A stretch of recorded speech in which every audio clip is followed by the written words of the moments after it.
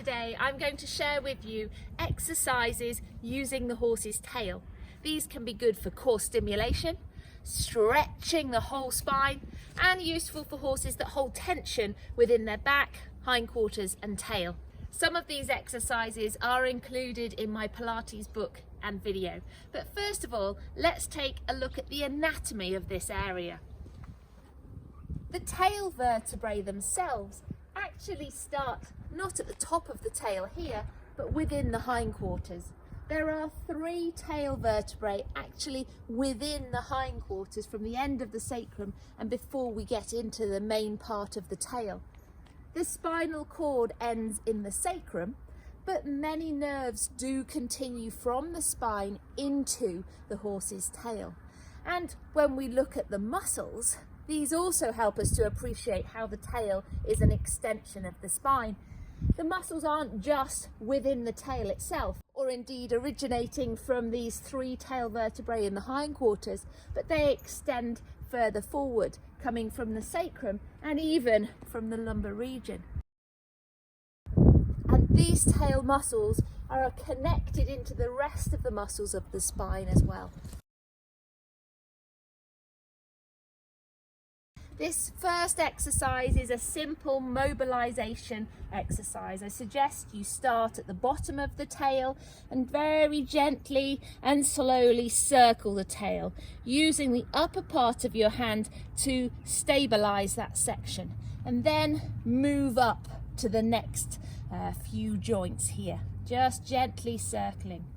As you move up the tail, you will feel that you get more movement in these higher sections, so there'll be more movement the higher up you go.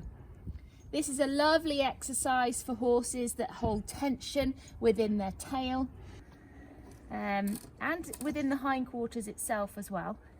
It's important to do it in both directions, so I suggest maybe using, say, 3 circles in one direction and then 3 circles in the other direction as well.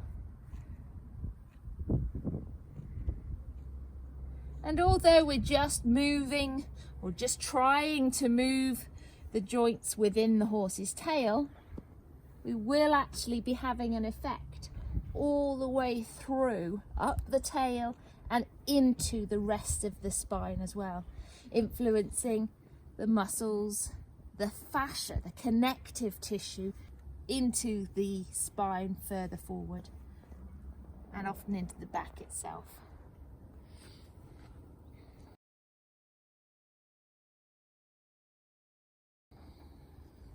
This next exercise is actually to take hold of the tail with both hands and do a nice big slow circle.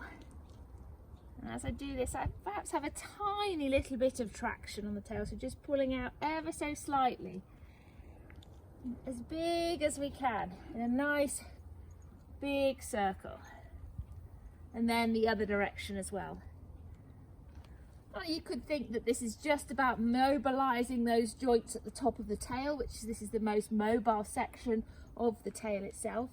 But also you will notice that there's a bit of a weight transfer. The horse will shift his weight from one side to the other. The movement will be transferred forward through the rest of the spine as well. And once again, with this, it's important to do the circles in both directions.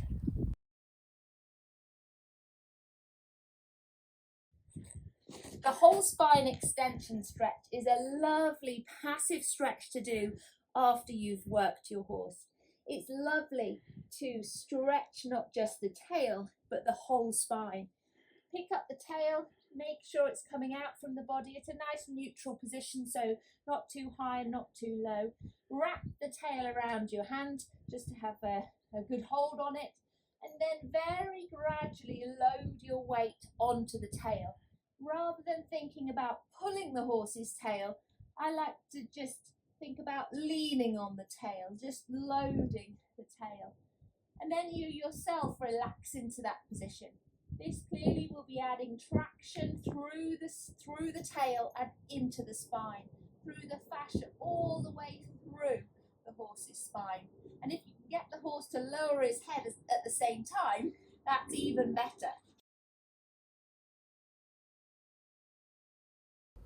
This next exercise I call the tail pull rock, and it's really good for mobilizing the body and stimulating the core muscles.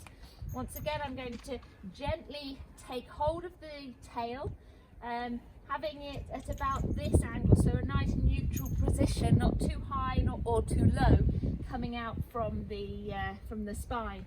And what I'm going to do is to gently load my weight onto the tail and then pull myself back up again. So I load my weight onto the tail and then pull myself back up again. I'm not pulling the tail as such, more thinking about the straightness in my body. It's a bit of a workout for me too. But by doing this, it means I'm going to have a nice smooth loading onto the tail. And actually, we should see quite a rock through his whole body. As I affect his balance, get weight transfer from the hindquarters to the fore end. We might see some abdominal recruitment as we move through this rock. We may see some flexion and extension within the back, within the lumbar region, to the lumbar sacral junction, and within the thoracic region.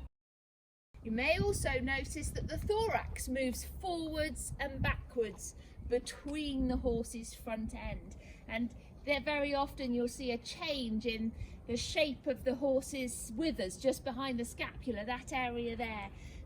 You'll see a change as he shifts his weight forwards and backwards. And of course, this will result in recruitment of the very important thoracic sling muscles, which help to support the thorax between the front legs, keeping the weight up off the forehand. So recruitment of those core muscles are important for good posture and performance as well.